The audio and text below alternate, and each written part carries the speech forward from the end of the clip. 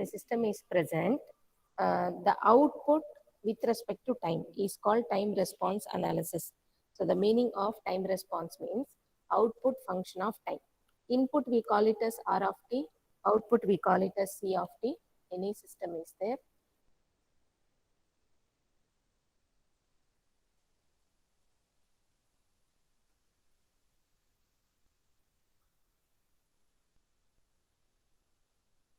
So if we have any system,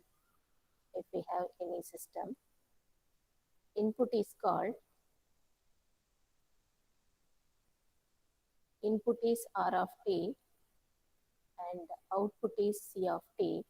This output function of time, C of t, output which is function of time, output which is function of time, that is the meaning of time response analysis. That is the meaning of time response analysis.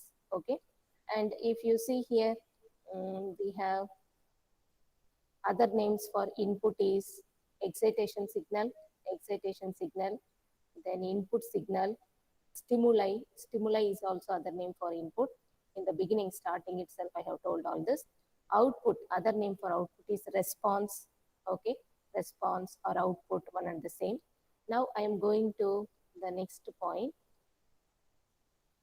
If we have a graph like this, we can also, this is C of t, this is the graph of C of t, and this is t, C of t and t, this is the graph of output. This is called time response graph. This graph can be divided into two different sections, which is called transient response and steady state response. Transient response and steady state response. And whatever dotted line is there, that is the input, if dotted line is given. Dark line is the output. Other name for input is command signal or excitation signal or stimuli. All these are other name for input signal, command signal. Actual movement means output or response. Actual movement means output or response. This thick color graph is C of t graph. Dotted line is input. So you are having a system. And we are giving the input R of t. Based on that output obtained, it is plotted as a graph, and the graph is the thick line, whatever obtained for the dotted line input. Okay. Now I am going to another fashion of graph.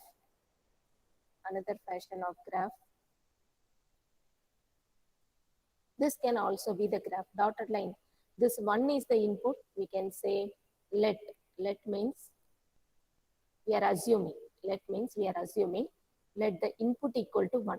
Input equal to 1 means standard value. U of t is given, step signal is given. And this thick color graph is the C of t. This is the output graph, C of t. And this thick line is the input graph. This one step signal is the input graph. Now, the system may give, there are different systems. So this particular system is giving this graph.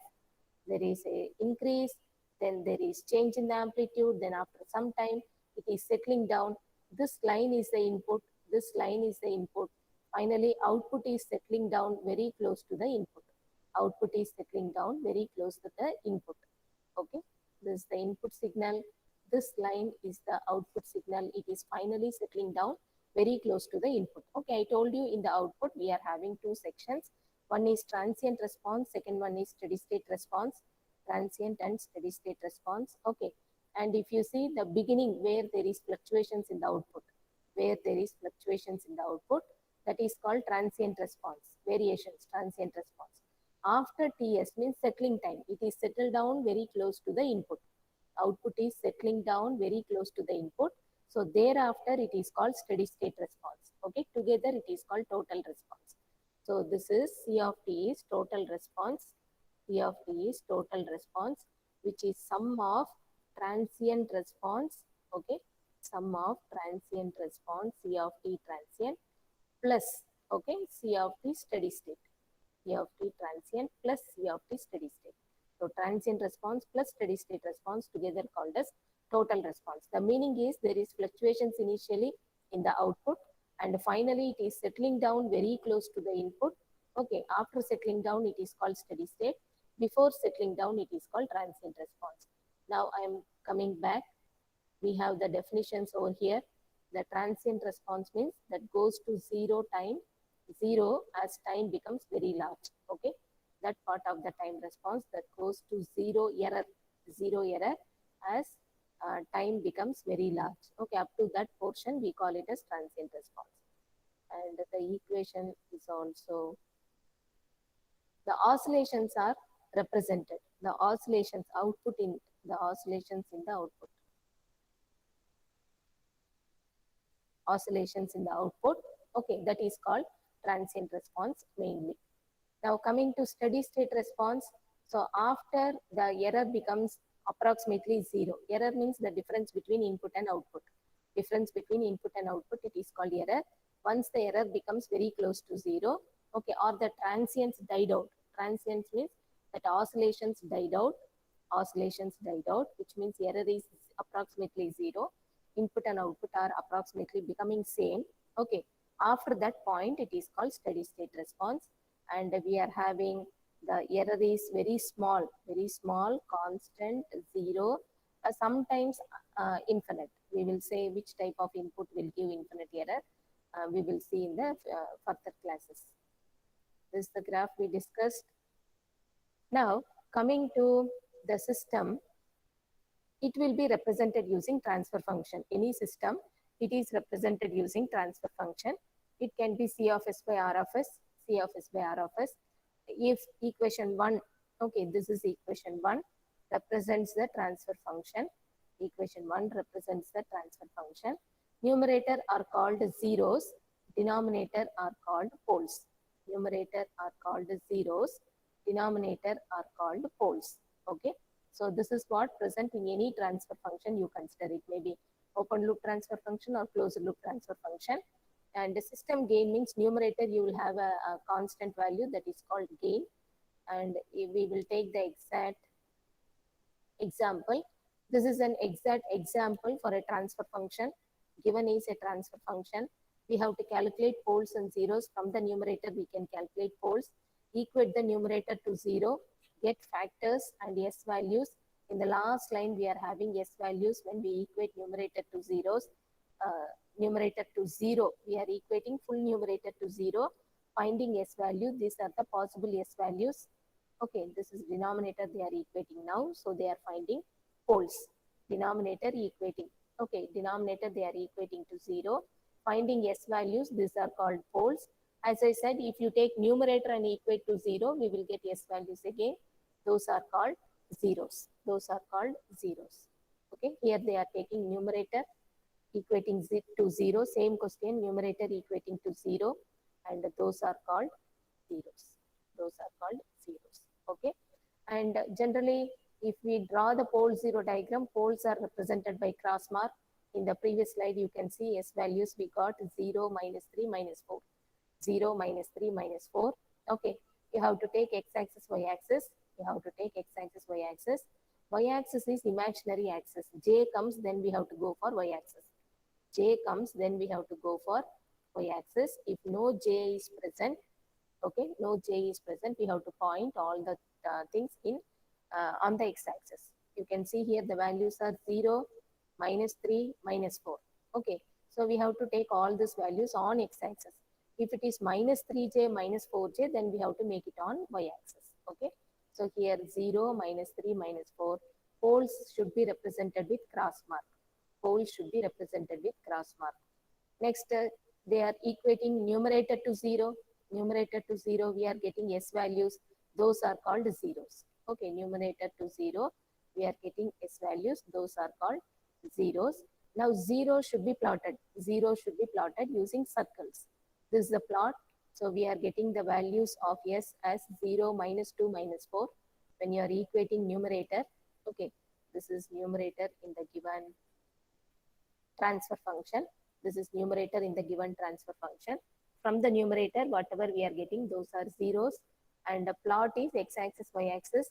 All the values are without j, so we are making it on x-axis. Circles are used to plot the zeros. Circles are used to plot the zeros. This is 0 separately, poles separately we have seen. Now if you go with pole 0 plot means together we have to plot them. So wherever we got the values from denominator, cross mark is put, and wherever we got values from numerator, circles are put. Okay. So this is combined pole 0 diagram, pole 0 diagram. Okay. We are taking everything on x-axis because j is not there in the value. So for example, if you take another question, the denominator, okay, closed loop transfer function, denominator is called characteristic equation. So this is another definition. The denominator of closed loop transfer function, denominator of closed loop transfer function is called characteristic equation. Denominator of closed loop transfer function is called characteristic equation. Yes, you hold on, I will discuss. Today it is 10:15 only, I will discuss. This is next topic in the teaching plan. Okay, next topic in the teaching plan. I will tell you, okay, what are there in the syllabus, okay. Now coming to already last class, I informed what is the syllabus. Now coming to the characteristic equation, the previous transfer function, we had full transfer function, closed loop transfer function. Denominator is called characteristic equation.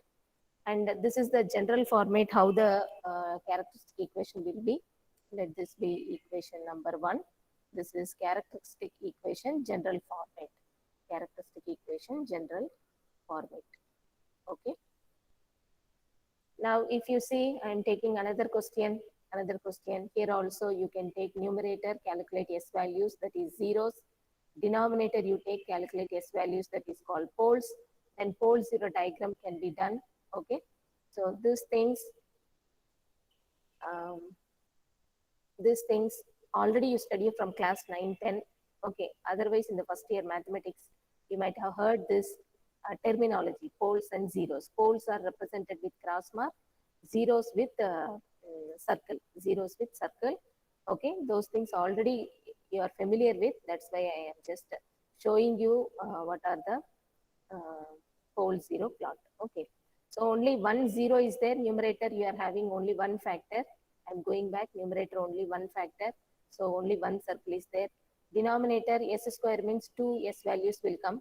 Here 1 S value will come, 1 S value, S equal to 0. Separately S means it is pole at origin. Numerator separately S means 0 at origin. 0 at origin. Okay, here denominator S power is 5. S power is 5. So 5 poles will come. So 5 cross marks you can see in the pole 0 diagram. 5 cross mark you can see in the pole 0 diagram. Okay. Characteristic equation means take the denominator alone in the closed loop transfer function. So this is another example. Here in the fourth example, you can see when you are finding the roots, numerator you are getting one value. Okay, so only 1 0. Denominator S square is there. If you calculate the roots minus b plus or minus square root of b square minus 4ac, you are having the pole values. Okay, minus 1 plus j, minus 1 minus j. So this minus 1 means real part, plus j means imaginary part. Minus 1 real part, minus j means imaginary part. So you have to fix it in the pole 0 diagram. So this is minus 1 real part plus j imaginary part. So here we are fixing the pole. Okay. And then minus 1 minus j, we are fixing the pole within the quadrant. In the second quadrant, the third quadrant. These are having real part and imaginary part. Only real part means j will not be there. You have to make it on x-axis. Only imaginary part means 2j, 3j. If it comes, you have to point it on y-axis. Okay. Separately, s equal to 0 means it is at origin. S equal to 0 means a pole is present at origin. So we are putting a cross mark at the origin. Okay, this is about complex. Real and imaginary present means we are calling it as complex pole. Okay, complex means it will have both real part and imaginary part. Complex means a plus jb, a minus jb. Okay, a minus jb, and this is a plus jb. Like that, complex means that a is real part and jb is imaginary part. Okay, so this is about the pole 0 diagram.